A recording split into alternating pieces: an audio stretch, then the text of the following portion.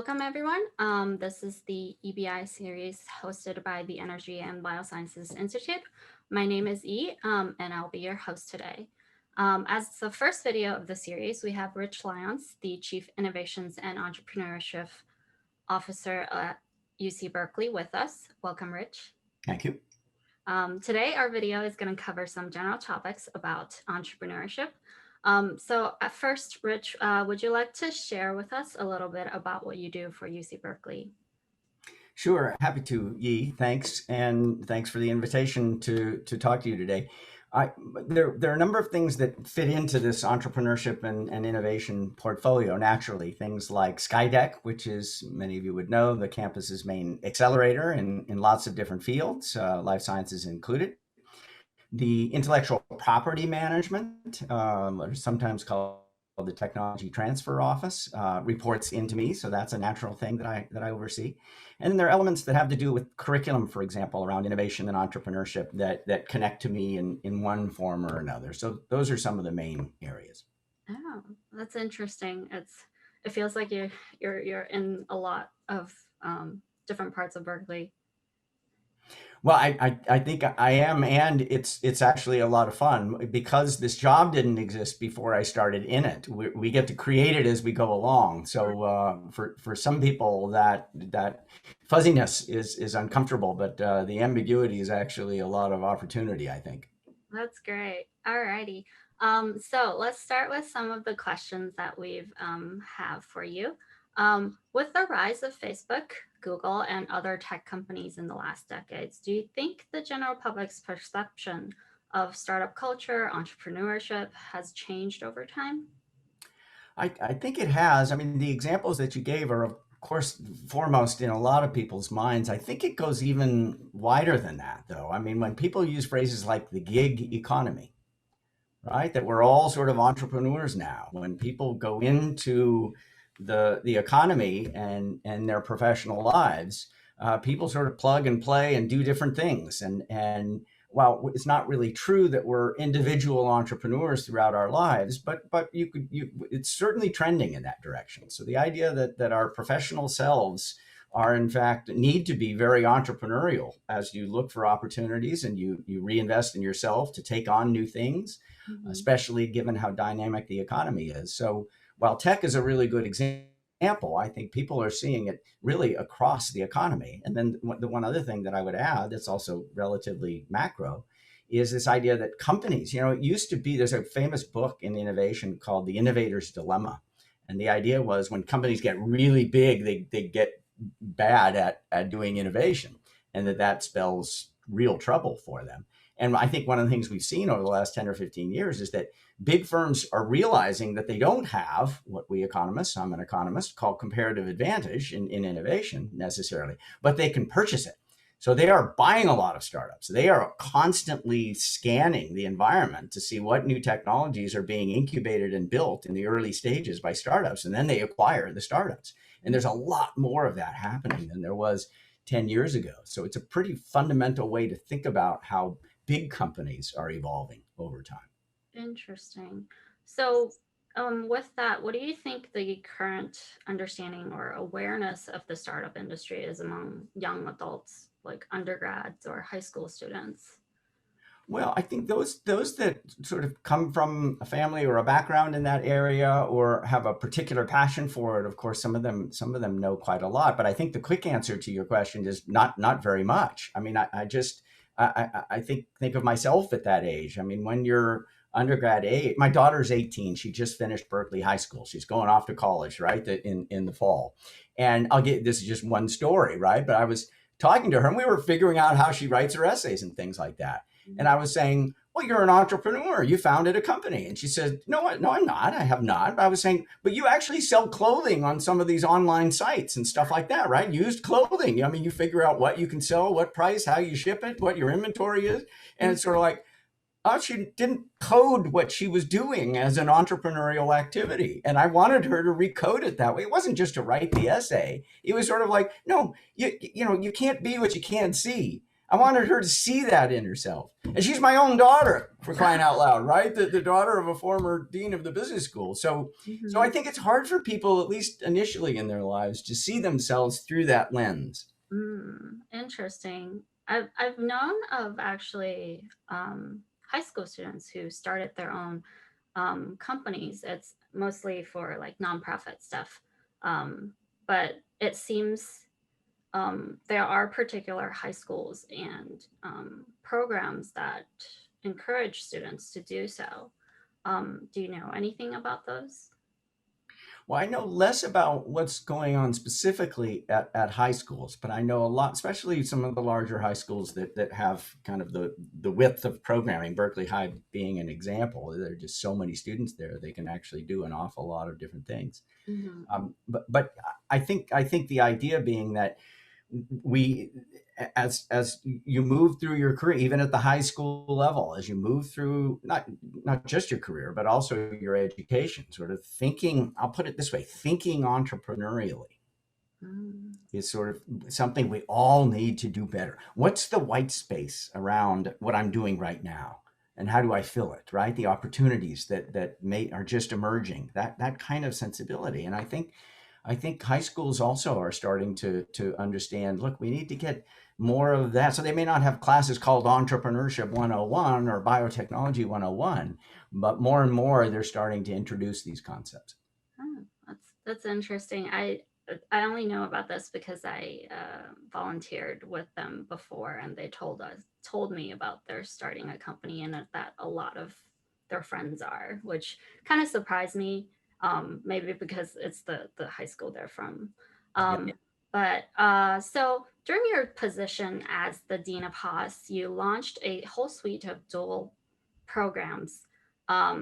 With the STEM field, which such as the management, entrepreneurship, and technology program. Can you talk a little bit about why you felt those programs are necessary? Sure. We had a sense that there was demand on the ground from the students. So what often happens is the students, are pounding on the door saying, "Why don't we have this?" We weren't the first in the country to create a program like that. So a little bit of it is the students being out ahead and saying, "Hey guys, come on, let's go." But part of it too is realizing that we've got to, as I mean, the MET program, Management, Entrepreneurship, and Technology, it's engineering plus business, and the idea is how do we get this wonderful College of Engineering and this wonderful undergraduate business school. Most great universities don't have an undergraduate business school, so they can't even do this, right? I mean, there's some that do, but most don't. If you think about the great business schools of the world, most of them are in universities that do not have an undergraduate business degree. So we have Silicon Valley, we have great engineering, we have an undergraduate business school. It's sort of like, come on, mash this up together. So the opportunity was enormous. And when we first launched that program, we had about 30 slots, and as I recall, the number of applications we got from incoming Berkeley potential freshmen was 2,600. So it was just sort of like the demand was off the chart, or the interest at least. And so then we went on and we did biology plus business, this life science business and entrepreneurship program, the Robinson LSBE program, and then there was also the at the master's level, the MBA plus master's in engineering, pairing those together as well. And you said that are these programs becoming more common, or because you said that we weren't the first ones to do it, but it's still not as often seen. Yeah, it's not common. I wouldn't say it's common, but we weren't the very first. But I think people are starting to realize that this cross training, right? Somebody to do an undergraduate STEM degree in biology or engineering, and then go on and get an MBA after 3 or 4 or 5 years of work experience, and go to a great business school, and that was and still is a fine path. But I Mhm. think there's something about coding both of those fields in an 18-year-old's mind, or a 19-year-old, or whatever age an undergraduate is, that they're not two fields anymore, right? If you study engineering as an undergrad and then 5 years later you take an MBA, I think your brain is still coding these fields differently. If you're really learning them together in an integrated way, it's not two lobes, two fields. It's integrated. And so it really does feel like that's where the magic is right in that overlap. I see. Well, so this is, like you said, when you started the program, there was not a lot of slots, and there was still a lot of interest for undergrads who probably didn't have the opportunity to apply to programs like this or didn't um, and get into the program. What do you advise these undergrads that are still interested in these both fields to do? Important question. I think part of it has to do with how do you connect to the community and the set of opportunities as best you can, right? And so to give an example, in the biology plus business program, this LSBE program, there's a front end course that most of the people listening to this would know about. It's Introduction to Biotechnology, right? But it really is sort of I think of it as a gateway or a feeder into the dual degree program. But for a lot of people, it's like, all right, what kinds of courses are people that are taking a curriculum at the overlap taking, and do I have access to some of those courses? And you won't have access or enrollment priority for all of them, but there are a lot. So it's, in other words, what does the MET curriculum look like? What does the biobusiness curriculum look like? How many parts of this are available to me? What sorts of events are going, like clubs? One of the things that we were really stunned by is when we mapped the landscape of student clubs that were interested in innovation and entrepreneurship. It's amazing. I mean, there's so many of them, and I can point your listeners to a map of that. If you go to the IPIRA website, IPIRA, so that's our Intellectual Property Management Group, IPIRA Berkeley, just Google that. You will see a tab for entrepreneurs, and if you go to the entrepreneur tab, it has an ecosystem tab or link, and you'll see that there's this map of the ecosystem, and it shows what did the innovation and entrepreneurship ecosystem look like in 2000, 05, 2010, 2015, 2020. The very last page, though, is a set of student clubs and also alumni clubs. And so that co-curriculum, how do I plug in? Don't just think about your opportunity set as, can I get in this class or not? Part of it is, can I plug into that club or this activity or this hackathon? And I think it's the co-curriculum opportunities that are virtually wide open for people. Interesting. Yeah, I do know about the little presentation style that you've talked about on IPRA. It's really amazing how much it grew over the last, I think, mostly 5 years. It suddenly Exactly. like blew up the amount of programs that we have available. Exactly. Yeah.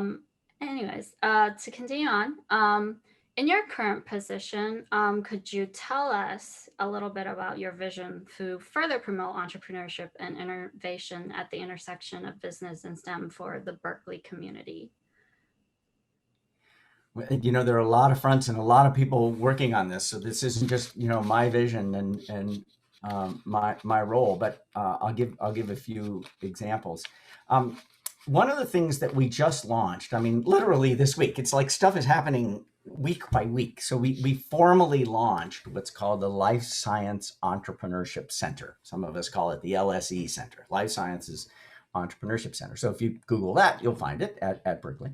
And the interesting thing there is that there are lots of centers and institutes, and for a lot of people, it's like, oh my gosh, there's so much going on just in life sciences entrepreneurship. You got the Innovative Genomics Institute, you got the Institute for Quantitative Biology, QB3, you've got the new Baker Bioingenuity Hub, you've got the dual undergraduate degree. It's like, oh my, isn't everybody stepping on their toes? So this center, its job is to knit together the other entities and support them. As soon as it competes or duplicates, it's supposed to stop what it's doing. We've never had a center defined that way. So it's like a new category. And so how do you knit together a remarkable ecosystem in more effective ways so that it's easier to navigate, it's easier to access, it's easier to understand, a little bit of wayfinding. What Berkeley doesn't respond to is a lot of centralization. It's like, no, we're going to pull it all together, and I have the decision rights here. It's like, no, Berkeley doesn't work well under those conditions, but it does work well as a collaborative enterprise as long as kind of the right player type. So that's one element of your question. And then the second one, and there are many I could address. A second one is, I think for a lot of the students, it's like, how do I access this? What's the first point of entry for me? And for a lot of students, that's kind of the hardest thing. It's like, look, if you've already got a startup and you're applying to Skydeck, it's like we say you're way down in the funnel already, right? You're in it. You're already in it. But for people who don't even know there's a funnel there or want to take a first look into the funnel and say, what's going on there? They have some trouble doing that. So, those kinds of front end programs or opportunities. A good example is STEP, STEP, which is sort of a first step entrepreneurship program. And it's not just undergrads, it's graduate students, it's postdocs. Um, and some faculty are getting involved, and it's like, let's mash some people up together. It's not like we already have a startup and we're already incorporated, but no. These are people that are like, no, I just want to talk to some people that might be interested in talking about the same applied topic, potentially commercializable topic. So I'll call them kind of top of the funnel programming and access points. I want to. Lots of people want to increase those. Interesting. Yeah, I think that is a part that I think a lot of STEM students, especially studying in science, you don't really get to think about entrepreneurship. You're like in the science field, you're thinking about pure science, and the opportunities out there seems like it's either like a biotech company or going into grad school or research. Starting your own company or like coming up with your own new ideas doesn't seem like a very viable option. With that, how can leaders in the biotech or entrepreneurship field further encourage students to get into this field? I know, like, obviously students do a lot of internships and such, but to find these internships, especially at smaller startups, it's kind of hard. It is hard, and I'm glad you raised this question because one of the things, so Baker Bioingenuity Hub by itself will have some 80 startups in it.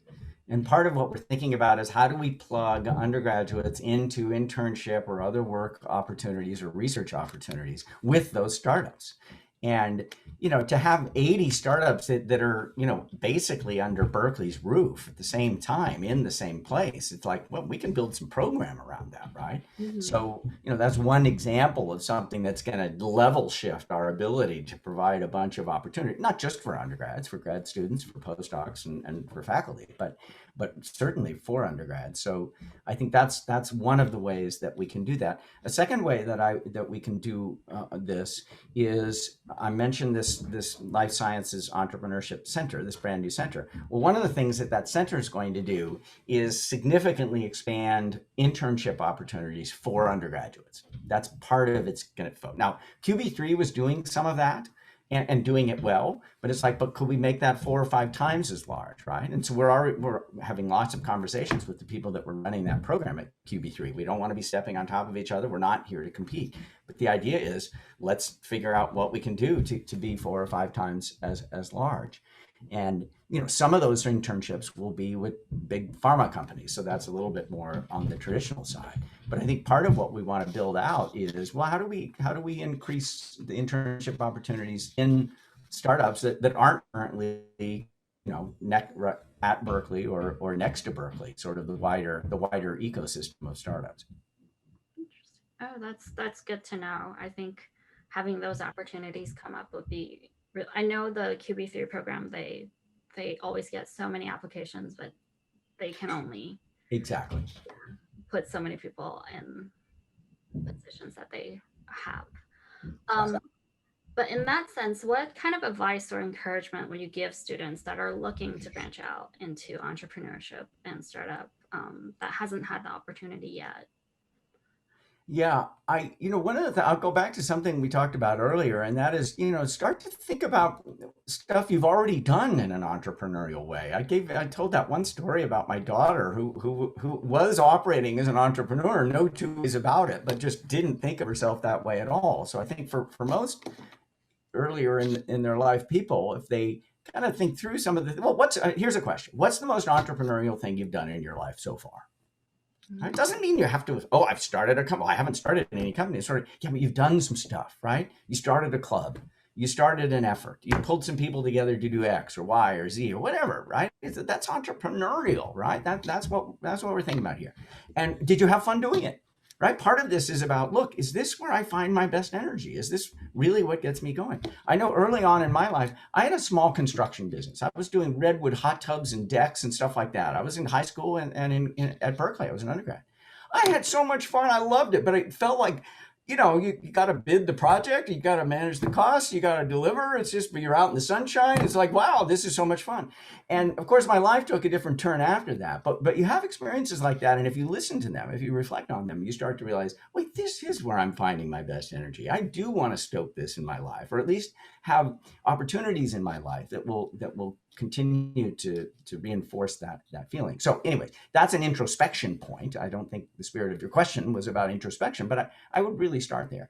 And then the second piece would be, like, I would go to that, if you search on that IPRA website, that time lapse, it's just sort of like, take a look at the map, right? Go to Begin at Berkeley. That's a great place to start. If you just go Begin at Berkeley, it's sort of like, there are a lot of lists and things like that. And you can find out, man, there's just a lot going on. But I think like the co-curricular stuff, the clubs, finding out what's out there and just map it, spend a little bit of time mapping it. And the last thing I'll say is, when we teach entrepreneurship in classrooms, it's totally different than what we used to teach 10, 15 years ago. 10, 15 years ago in entrepreneurship classes, it's sort of like, write a business plan, spend 6 months writing a business plan. You can write it in your office or whatever. It's like, we don't teach it that way anymore. It's sort of like, get out of the building.